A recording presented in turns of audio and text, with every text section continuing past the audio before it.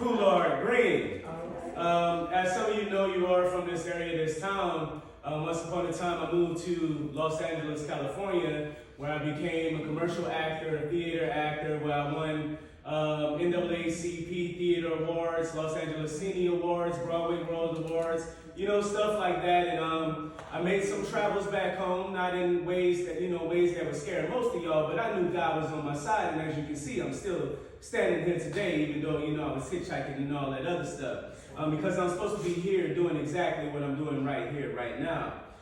Real quick, I want to talk about a fella named Moana. All right, have y'all ever heard of the musical In the Heights? In the Heights, all right. A musical called Hamilton. All right. What about a movie called Moana? What about a movie called Encanto? All right. You know that this man, before all of that even happened, before In the Heights even happened, they had to workshop that play for 10 years. And now this man is Mr. Moana, Mr. Encanto, which we don't talk about Bruno, which y'all hear a lot of times for y'all that's on the TikTok. All right? And I'm just saying that because I wrote this play, and it's still in the works, about in 2016, when I first came back to Louisiana, straight off the head, never stopping, just a free write, in a notebook in my mama's house when I first moved back. And another thing is, why I'm saying that is because if you look at the marches that's going on, the marches that my mom has been putting on, as well as this is the first event that we're doing of this. So don't look at the numbers today, just look at the vision and know that it can happen. Again, it was 10 years before they even got In the Heights on a stage, all right? So I just want y'all to keep the patience, keep the praises high for all that other good stuff and everything that's going on, all right? Now, what's a reading? What we're not doing is an actual play right here. What a reading is, you can even see it as, let's say the actors from SpongeBob come and do a presentation, a reading. They will literally be sitting down at a table just reading the script to a paid audience, right? Now, what a block reading is whenever you're still reading the script, but you're moving around a little bit. So what you're about to see is a block reading of a play that I wrote called Sex, Love, and Creation. So there's some things, because this is scene 3 called Innocent Conversations, that you need to know before we get into it. So the prologue that happens at the beginning is about the parable of talents, which I know some of you know about that. That's Matthew 25 verses 14 to 30. And long story short, with that one, all it's saying is that if you don't use your gifts, you lose your gifts, okay? All right? In scene 1, we have an acceptance letter where the main character, Cliff, has a dream. He has a dream that he's going to go off to this school in college, like thousands of miles away. Let's just say it's from Crowley to Los Angeles, okay? About that distance, okay? Think about that distance. And he's having this dream, and there's these angels in this dream. There's 7 young angels, okay? All young girls, and it's 7 of them for a reason. My mama used to talk about the number 7 a lot, biblically, it being the number of completion. So these angels are always seen on the stage. Today you won't have them, but you can imagine, all right? But they're always there moving stuff around, you know what I'm saying, and helping things move along in the play.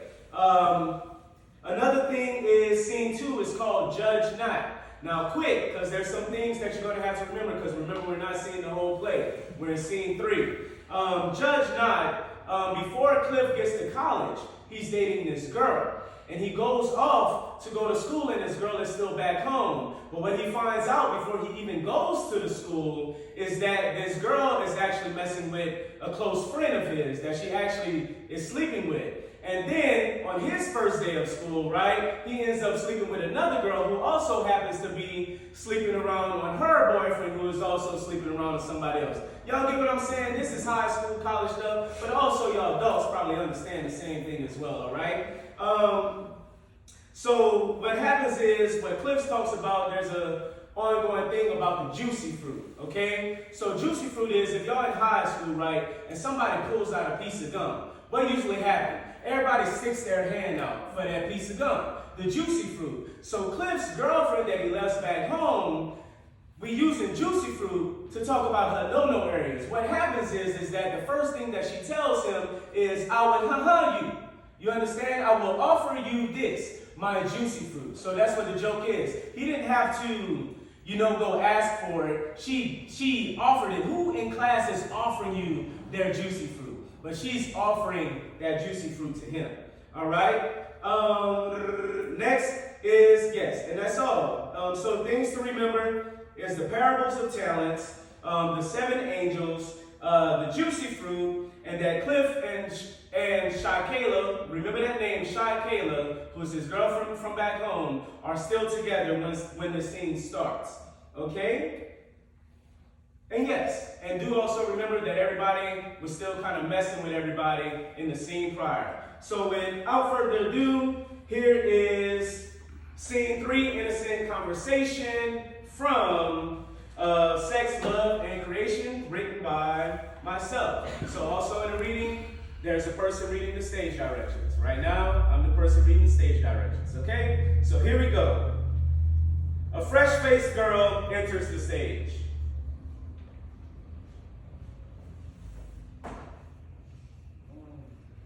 Who are we? Are we children of God? Brothers and sisters in Christ? Can we truly be filled by the name holy? Are we tempted by Satan? Or just careless by nature? When did we lose our connection with earth? Was it when Eve took from the tree of life? Or was it when Adam fell behind? Were we created to be vegans, never to eat flesh? Was it Cain who ate meat first? Why did his brother not fight back? Was he unable? Why does every creature do their part for nature but humans? What are we doing for this planet is not human nature. What we're doing to each other is not human nature. What we're doing to ourselves is not human nature. Am I the only one that feels something is not right? Am I the only one that feels it was not always like this? What happened? Look into my glassy, water-filled eyes, and you will see. You and I are one and the same. Now close your eyes and gaze into the void and see that you are one with the cosmos. See that you are the universe. You are all, and all is you. The plants, the animals, the skies, the rivers, the earth, the sun, and the moon. You're Cain, jealous of your brother's blessings. So you keep him down, for you have not yet to see your own rewards. You're able, willing to do anything and everything. Honest to make sure everyone around you is taken care of. You put their needs before your own. You're Adam. You're the seed bearer, name giver, and the foundation. Everything you please to be the foundation of. You're also Eve. Curious, careless, and gullible with the power to bring life into the world. Light shines on Cliff. The girl speaking is my best friend on the entire campus, Kayla Foster. Not to be confused with my girlfriend, Shakayla Dupree. Shakayla appears on stage.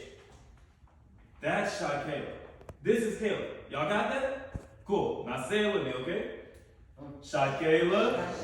Kayla. One more time, y'all got it wrong, okay? Shakayla. Kayla. Now say it by yourself, please, okay? See? 2 completely different girls with completely different names. Now that we made that clear. Kayla is also a first semester creative writing major. With us being the same major, in the same semester, in such an intimate school, it makes sense we spend so much time together. We have 80% of the same classes, we get a lot of the same homework assignments. Might as well do them together. We both eat lunch together at the Allier Cafe. Might as well share a smoothie and a bowl, or fries. We live in the same dorm. Might as well share the same bed every now and then, or every night. Hey, I know what you're thinking, but it's just harmless, innocent cuddling. Bed rolls in, Kayla hops in the bed.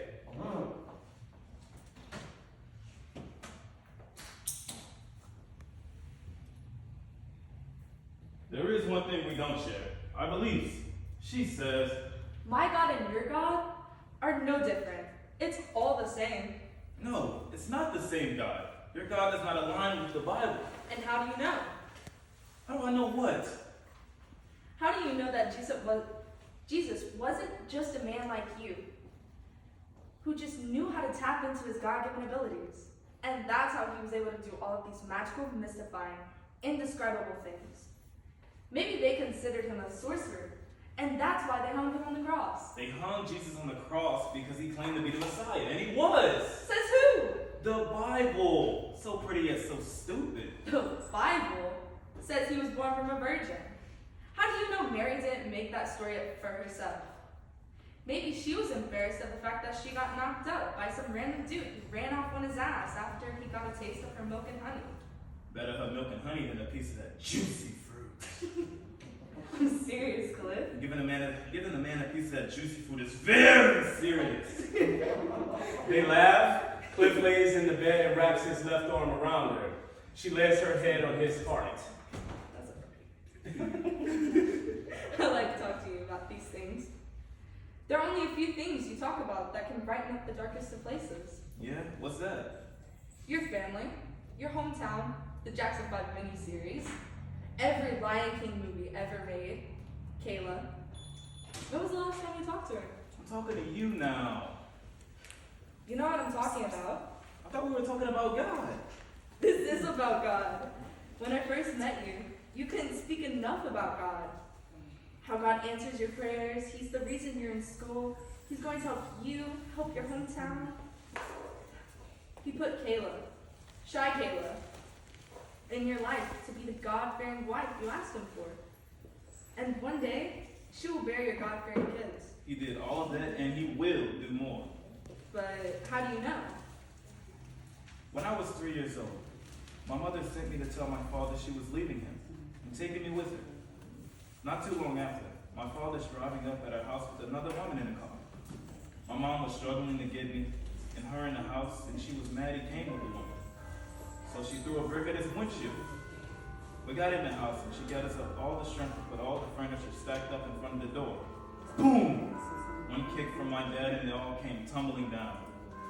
The next thing I remember is peeking out of the window to see the yard and streets filled with cop cars, fire trucks, ambulances, lights flashing, cops pointing their guns at the house and one yelling out of a bullhorn. Just craziness. I walked back to my room and there they were. My mom and my dad looking at me with tears falling down their faces. My dad with his left arm around my mom's throat and his gun in his right hand, pressed against her head.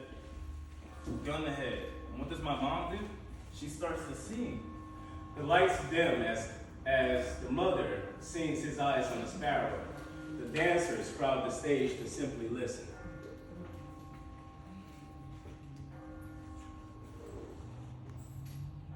Why should I feel discouraged?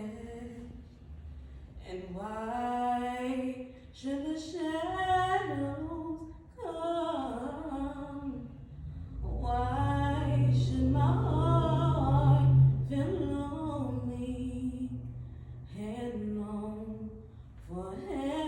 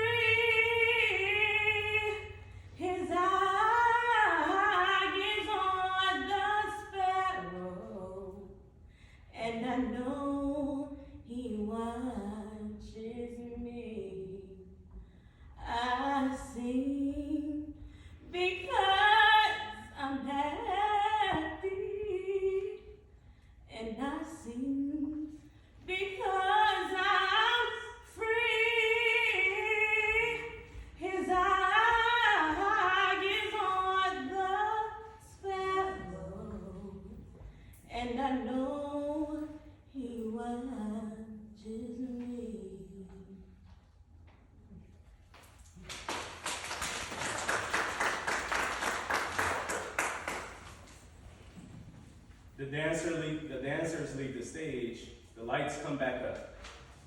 That was my first lesson in praise and worship. There's this old saying, when praises go up, blessings come down.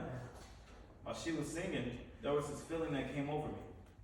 It let me know that everything was going to be all right. God. I'll never forget the first time I felt his presence. He spoke to me, Caleb.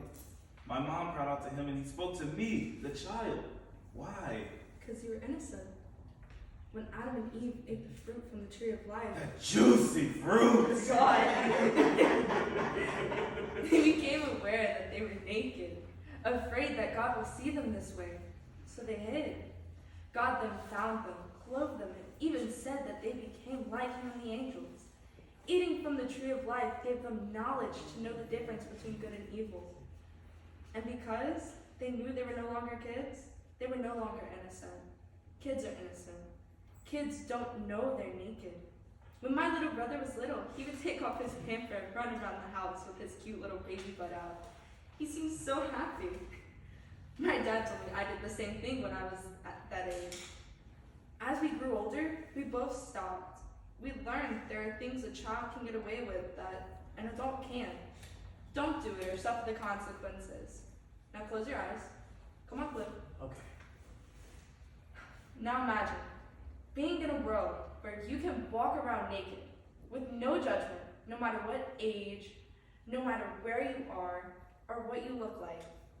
Whether it be the beach, the park, the grocery store, the Alia Cafe. A world where racism and money doesn't exist. Not yet taught to hate or fear a person for what they may or may not do because of their skin color or beliefs. Not yet taught possession.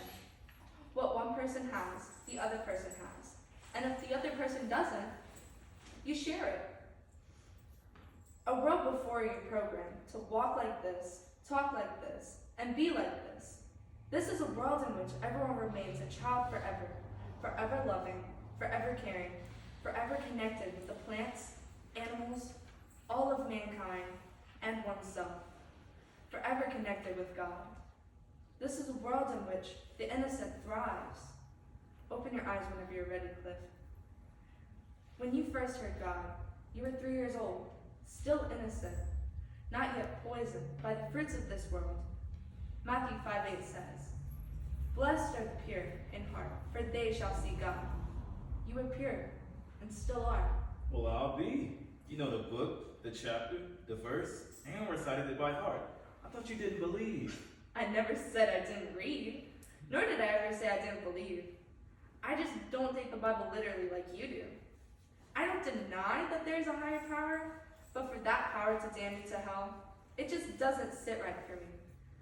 I look at the Bible as the world's greatest selling book of fairy tales, adventure, romance, drama, poetry, war, and philosophy of all time. I mean, it is pretty epic. I'm sorry I got us off track. It's okay. It was well needed and well appreciated. Okay, back to the hostage situation. I don't know how we got from my room to my parents' room, but we did. I remember being in the bed with my mom, looking up at my dad having a gun in one hand and the other hand over his eyes. After he started shooting, He actually shot at you guys? no worries. God let me know everything was gonna be all right.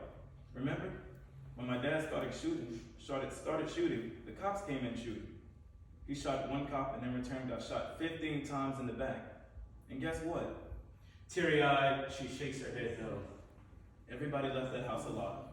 Almost 15 years later, my mom's an advocate for women and children in domestic violence situations. My dad spent all of those years in jail just until it was about time for me to graduate high school. Still has 5 bullets in his back, but he's still able to walk as if the situation never happened. He also is a motivational speaker. He goes to different schools and programs speaking to young men about his life and the consequences of his actions. And you see, I'm alive. College student and whatnot, living out the purpose God gave me. Have you talked to him since he's gotten out? Talked with him, walked with him, ate with him. He's a pretty cool guy too. Big goofy fella. We're actually a lot alike. We walk the same, talk the same mannerisms. We both prefer to eat with a spoon over a fork. It scares me a little bit. It's your father. He had one of the most important parts in your creation. you're going to have similarities. He's a big, goofy fella, and you're a small, goofy fella. What's so scary about that? And one day I'll have a wife, cheat on her, get angry, beat her, have a kid, try to kill her and the kid, try to kill myself, not be in the kid's Oh life. my, Cliff, would you stop?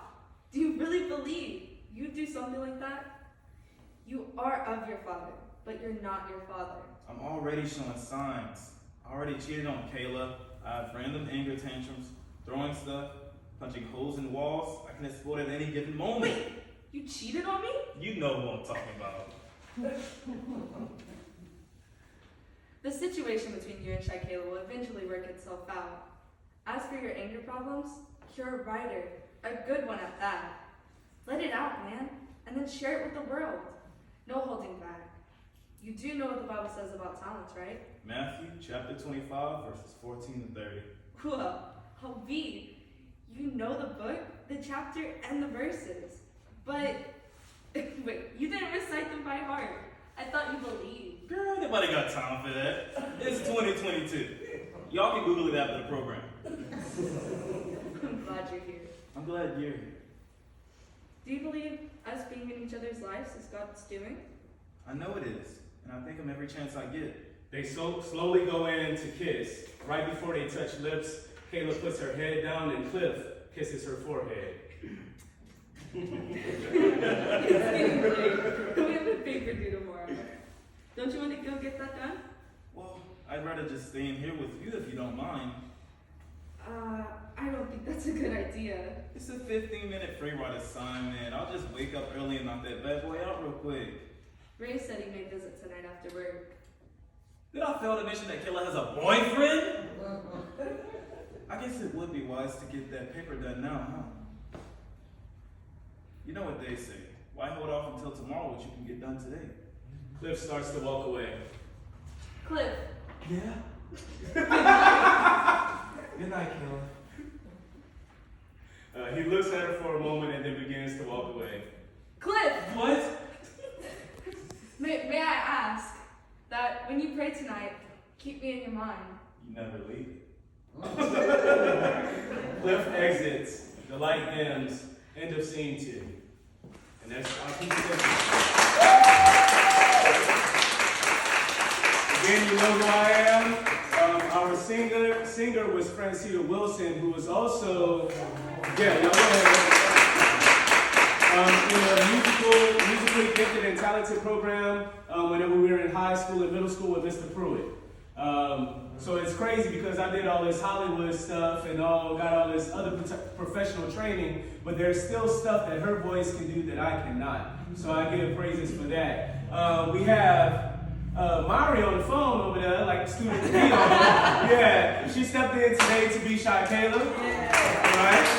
She's also in the drama program. She's a cheerleader at Crawley High School, and she still has a ways to go because you're a freshman, sophomore?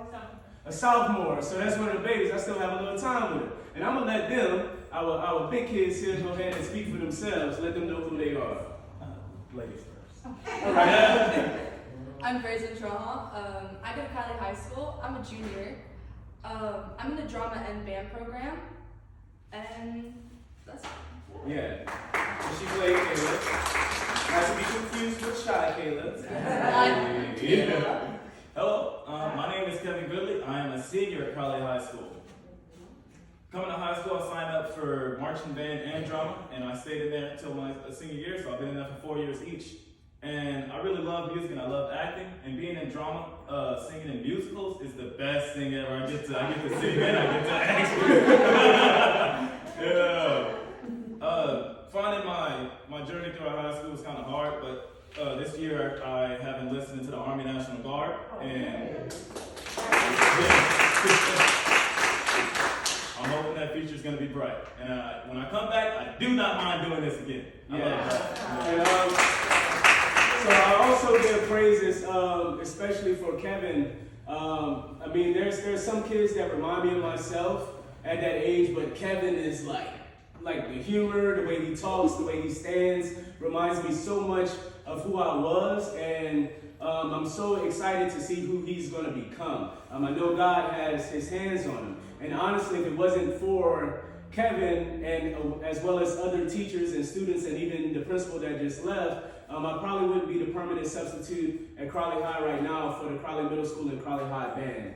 So I really give praises to all of them. So yeah, that's it. Praises, thank you, believe it.